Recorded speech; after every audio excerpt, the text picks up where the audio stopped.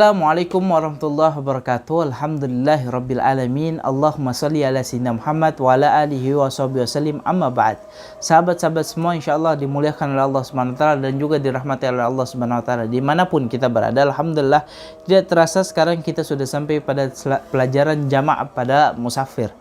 Nah, jamak tersebut adalah penggabungan dua salat. Nah, apa yang dimaksud dalam jamak? Jamak itu adalah menggabungkan dua salat dalam satu waktu. Nah, jamak itu terbagi menjadi dua. Ada jamak takdim dan juga ada jamak takhir. Apa yang disebut jamak takdim? Adapun jamak takdim adalah ketika kita menggabungkan dua sholat pada awal waktu.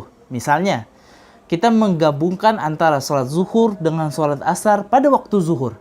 Atau menggabungkan sholat maghrib dan juga sholat isya pada waktu maghrib. Itu disebut sebagai jamak takdim.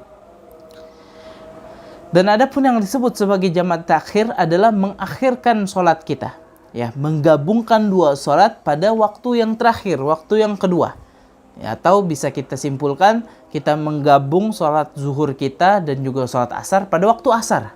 Jadi ketika waktu zuhur kita tidak sholat, tapi kita niat untuk mentakhir sholat kita, menjamak takhir sholat kita, sehingga kita waktu zuhur kita tidak sholat zuhur. Tapi nanti kita ganti sholat zuhur tersebut, kita gabungkan sholat zuhur tersebut pada waktu asar. Itu namanya jamak takhir. Atau juga bisa dilakukan kepada maghrib dan juga isya. Kita sholat maghrib, sholat isya kita gabung di waktu isya. Nah, adapun sholat-sholat yang bisa dijamak, itu ada sholat zuhur dan juga sholat asar. Itu yang pertama. Yang kedua ada sholat maghrib dan juga sholat isya. Tidak bisa sholat zuhur dengan sholat subuh dijamak.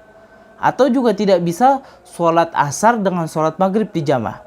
Ya, ada dua pokoknya. Yang pertama sholat zuhur dan sholat asar, dan yang kedua adalah sholat maghrib dan juga isya. Ya, selain itu tidak bisa dijamak. Sholat maghrib, sholat asar tidak bisa jamak. Maghrib sama isya, asar sama zuhur. Nah, banyak orang yang salah kaprah bahwasanya jamak qashar adalah sepaket. Padahal tidak.